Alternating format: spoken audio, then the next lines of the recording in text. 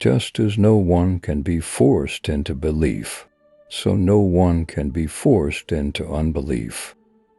One day, in retrospect, the years of struggle will strike you as the most beautiful. The great question that has never been answered, and which I have not yet been able to answer, despite my 30 years of research into the feminine soul, is what does a woman want? The interpretation of dreams is the royal road to a knowledge of the unconscious activities of the mind. The intention that man should be happy is not in the plan of creation. We are never so defenseless against suffering as when we love. I cannot think of any need in childhood as strong as the need for a father's protection. Being entirely honest within self is a good exercise. We are never so defenseless against suffering as when we love. Where does a thought go when it's forgotten? A woman should soften but not weaken a man. Experience teaches us that the world is not a nursery. Future ages will produce further great advances in this realm of culture, probably inconceivable now, and will increase man's likeness to a God still more. It is impossible to escape the impression that people commonly use false standards of measurement. Words have a magical power. They can bring either the greatest happiness or deepest despair. It is that we are never so defenseless against suffering as when we love, never so helplessly unhappy as when we have lost our loved object or its love.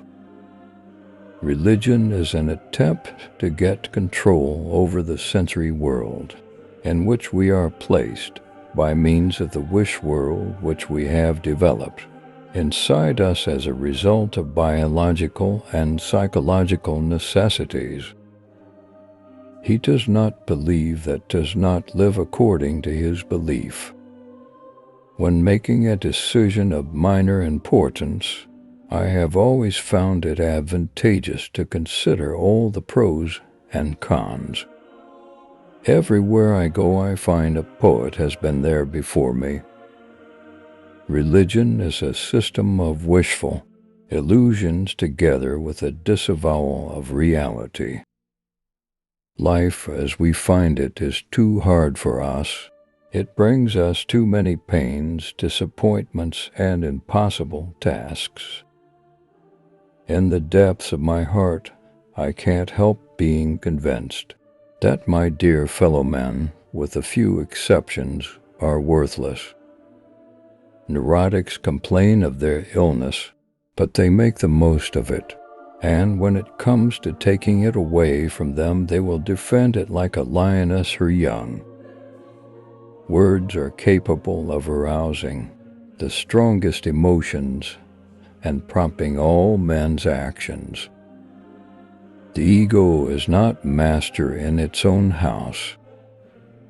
The voice of the intellect is a soft one, but it does not rest until it has gained a hearing.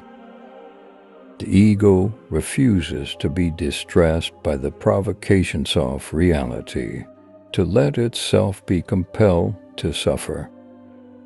The pleasure of satisfying a savage instinct, undomesticated by the ego, is incomparably much more intense than the one of satisfying a tamed instinct.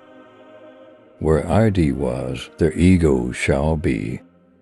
In mourning, it is the world which has become poor and empty. In melancholia, it is the ego itself. One might compare the relation of the ego to the ID with that between a rider and his horse. It is easy to see that the ego is that part of the ID which has been modified by the direct influence of the external world. Every normal person, in fact, is only normal on the average. His ego approximates to that of the psychotic in some part or other and to a greater or lesser extent. Analysis does not set out to make pathological reactions impossible, but to give the patient's ego freedom to decide one way or another. Children are completely egoistic.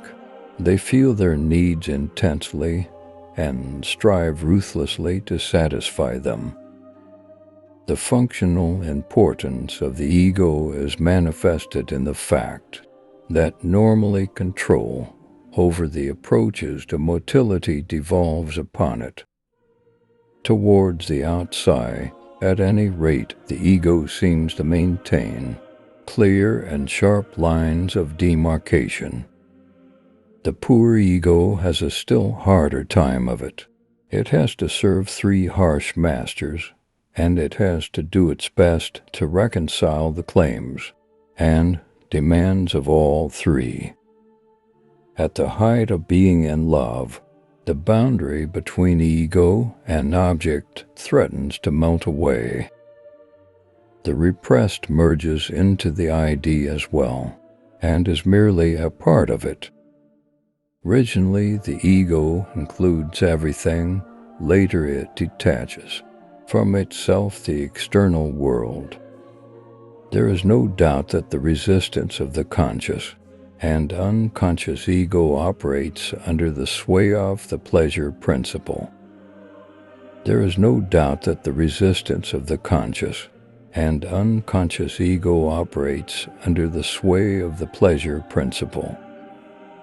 Neurosis is the result of a conflict between the ego and its ID.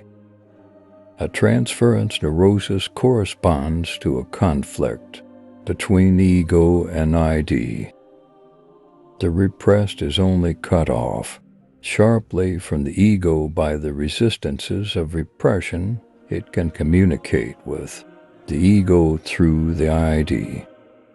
The ego feeling we are aware of now is thus only a shrunken vestige of a far more extensive feeling. The ego is first and foremost a bodily ego. It is not merely a surface entity, but is itself the projection of a surface. Everyone has wishes which he would not like to tell to others, which he does not want to admit even to himself. The virtuous man contents himself with dreaming that which the wicked man does in actual life. We are what we are because we have been what we have been. Dreams may be thus stated. They are concealed realizations of repressed desires. Dreams with a painful content are to be analyzed as the fulfillments of wishes. Dream disfigurement then turns out in reality to be an act of the censor. The ideas so far produced are insufficient for the interpretation of the dream. The dream is a sort of substitution for those emotional and intellectual trains of thought. Dreams tell us many an unpleasant biological truth about ourselves, and only very free minds can thrive on such a diet. Self-deception is a plant which withers fast in the pellucid atmosphere of dream investigation. If we subject the content of the dream to analysis, we become aware that the dream fear is no more justified by the dream content than the fear and a phobia is justified by the idea upon which the phobia depends. Being entirely honest with oneself is a good exercise. If youth knew, if age could, love and work are the cornerstones of our humanness. The scope of one's personality is defined by the magnitude of that problem which is capable of driving a person out of his wits. Before you diagnose yourself with depression or low self-esteem, make sure that you're not surrounded by fools. When inspiration does not come to me, I go halfway to meet it. Love and work. Work and love, that's all there is. Unexpressed emotions will never die. They are buried alive and will come forth later in uglier ways. Out of your vulnerabilities will come your strength. Immorality, no less than morality, has at all times found support in religion. No one who, like me, conjures up the most evil of those half-tamed demons that inhabit the human breast and seeks to wrestle with them can expect to come through the struggle unscathed. One thing about human beings puzzles me the most is their conscious effort to be connected with the object of their affection, even if it kills them slowly within. One thing about human beings puzzles me the most is their conscious effort to be connected with the object of their affection, even if it kills them slowly within. Whoever loves becomes humble. Those who love have, so to speak, pawned a part of their narcissism. In the small matters trust the mind, in the large ones, the heart. A certain degree of neurosis is of inestimable value as a drive, especially to a psychologist. Religion is an illusion, and it derives its strength from the fact that it falls in with our instinctual desires. Men are more moral than they think, and far more immoral than they can imagine. The madman is a dreamer awake. Duty has no obvious use, nor is there any clear cultural necessity for it, yet civilization could not do without it. No, our science is no illusion. What an illusion it would be, too. Suppose that what science cannot give us we can get elsewhere. I have found little that is good about human beings, on the whole. Friendship is an art of keeping distance, while love is an art of intimacy. A civilization which leaves so large a number of its participants unsatisfied and drives them into revolt neither has nor deserves the prospect of a lasting existence. We choose not randomly each other. We meet only those who already exist in our subconscious. The interpretation of dreams is the royal road to a knowledge of the unconscious activities of the mind. The goal of all life is death. What a distressing contrast there is between the radiant intelligence of the child and the feeble mentality of the average adult.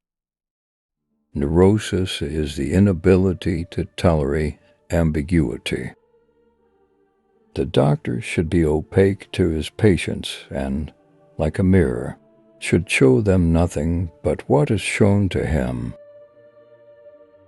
The voice of the intellect is a soft one, but it does not rest until it has gained a hearing. Dreams are often most profound when they seem the most crazy. The first human who hurled an insult instead of a stone was the founder of civilization. Flowers are restful to look at. They have neither emotions nor conflicts. America is the most grandiose experiment the world has seen, but I am afraid it is not going to be a success. The mind is like an iceberg. It floats with 1/7 of its bulk above water. Thanks for watching.